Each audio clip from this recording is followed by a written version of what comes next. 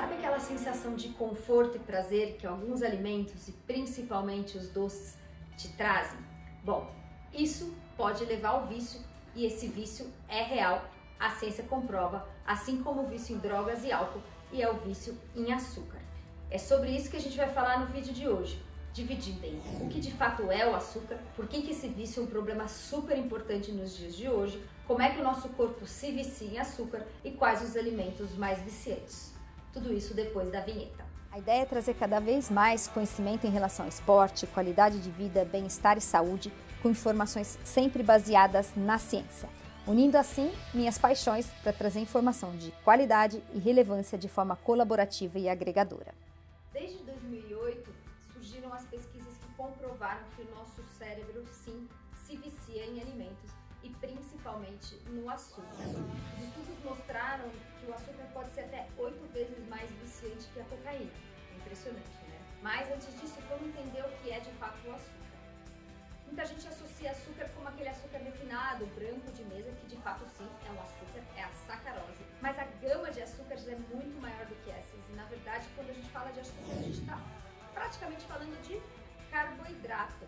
Carboidrato é formado por umas moléculas chamadas sacarídeos. A gente tem o monossacarídeo, que é a glicose, a frutose ou a galactose. Quando tem essas duas substâncias unidas, são chamadas de disacarídeo. A sacarose, que é o açúcar branco de mesa, é a junção de uma glicose com uma frutose. Glicose mais frutose forma a sacarose. Para absorção, ela é sempre quebrada, então o corpo absorve separado a glicose da frutose, mas o açúcar vem no formato de sacarose. Tem outros disacarídeos, por exemplo, a lactose, que é a junção da galactose com a glicose. O amido, por exemplo, que é a famosa farinha refinada, presente em pão, massa e tudo mais, que a gente tanto conhece como carboidrato, nada mais é do que um polissacarídeo, a junção de vários sacarídeos de glicose. Ou seja, para ela ser absorvida, ele também precisa ser quebrado, o nosso corpo só consegue absorver no formato de glicose. Então, no final das contas, é tudo açúcar. E açúcar está presente em muito mais coisas do que a gente imagina.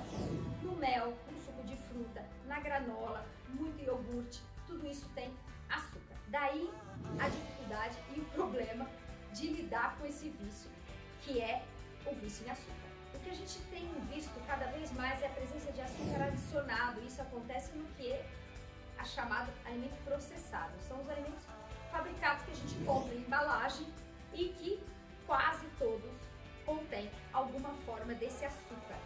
Muitas vezes eles nem são chamados de açúcar na embalagem, tem muito nome diferente para aquilo, xarope, sacarose, tudo mais que faz parte dos alimentos refinados para ter um sabor atrativo e que o nosso corpo de fato adora, o tal do chamado açúcar escondido. Por que esse é um problema tão grande, tão importante? A gente tem uma epidemia mundial de obesidade. Nos Estados Unidos, mais de 50% da população é obesa ou tem sobrepeso. Mas esse problema não é exclusivo americano. No Brasil, a gente já tem mais de 70 milhões de brasileiros obesos, segundo a Sociedade Brasileira de Endocrinologia, e a cada ano, 2 milhões de brasileiros entram na fase de sobrepeso e obesidade. A obesidade é o principal fator de risco para uma série de doenças como diabetes, hipertensão, doença coronariana. E essas doenças estão associadas à principal causa de óbito, que é a doença cardiovascular. Ou seja, é um problema fundamental e gravíssimo, por isso tanto falado e de tamanha importância. Mas eu acho que quando a gente começa a entender como as coisas acontecem, como o nosso corpo reage e como as coisas acontecem no nosso cérebro, a gente tem muito mais poder de decisão de fazer escolhas inteligentes. Então, por isso que eu vou explicar para vocês agora como é que o nosso corpo se vicia no açúcar, se vicia no carboidrato refinado e nesses alimentos que são industrializados. Tudo começa quando a gente ingere o alimento na nossa língua. A gente tem papilas gustativas que levam para o nosso cérebro o sinal de sabor, os diferentes sabores que são o salgado, o doce, o amargo e o azedo. O sabor doce ativa áreas de recompensa do nosso cérebro. Essas áreas de recompensa são as mesmas que são ativadas quando a pessoa usa, por exemplo, uma droga ou quando realiza sexo. E pode trazer comportamentos viciantes, porque porque o nosso cérebro tem vontade de repetir aquele ato, porque essa recompensa é prazerosa. Então tudo começa com a ingesta do alimento na nossa língua. Isso pode levar a uma perda de controle, um desejo aumentado, uma intolerância, que vai continuar conforme segue o processo de digestão. No nosso estômago e no intestino, a gente também tem receptores de açúcar e aí já não há mais uma diferenciação entre sabor doce e salgado, por isso qualquer carboidrato vai ter o mesmo estímulo, que leva a um aumento de insulina para lidar com esse açúcar que caiu no nosso sangue, mas que também leva um sinal para o nosso cérebro, liberando uma série de neurotransmissores que podem levar ao vício. O principal deles é a famosa dopamina. A dopamina é um neurotransmissor que está muito associado a essa busca, a esse desejo, a vontade de querer sempre mais.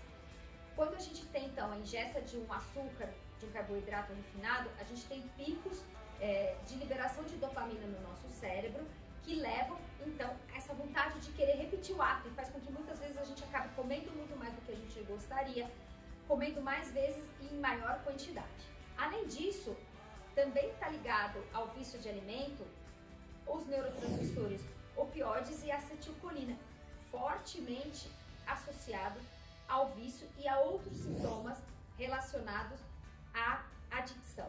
A Yale, a Universidade de Yale, criou uma escala, então, de adição de vício, né, alimentar, que coloca algumas questões, e eu coloquei aqui no nosso link essa escala para você, inclusive, fazer uma análise se você tem ou não vício em algum alimento, que é um comportamento compulsivo, ou seja, uma repetição do ato, então comer sempre muito doce, comer sempre muita pizza, comer sempre muitos alimentos que trazem essa sensação de prazer em uma quantidade cada vez maior, uma abstinência, ou seja, você começa a sentir falta, começa a sentir ansiedade quando você não se alimenta com aquele tipo de coisa, uma busca, um desejo de querer cada vez mais. Quais são os alimentos que mais viciam? Tem um estudo que foi publicado na PLOS que mostrou que os alimentos mais viciantes são, o que a gente já imaginava, os alimentos processados, com alto índice glicêmico, ou seja, que levam um pico de insulina muito rápido, então, em geral com presença de açúcar ou carboidrato refinado, e associado à presença de gordura. Animais que foram colocados em exposição a esses alimentos e também tiveram a opção de exposição à cocaína, fizeram a escolha do alimento com sacarose, do alimento com açúcar, ao invés de escolher a cocaína, para vocês terem ideia do poder viciante desses alimentos processados. Nesse estudo publicado pela PLOS, foi feito um questionário para tentar identificar, dentre todos os alimentos, quais seriam os com maior potencial viciante. E os primeiros foram chocolate, sorvete, batata frita e pizza.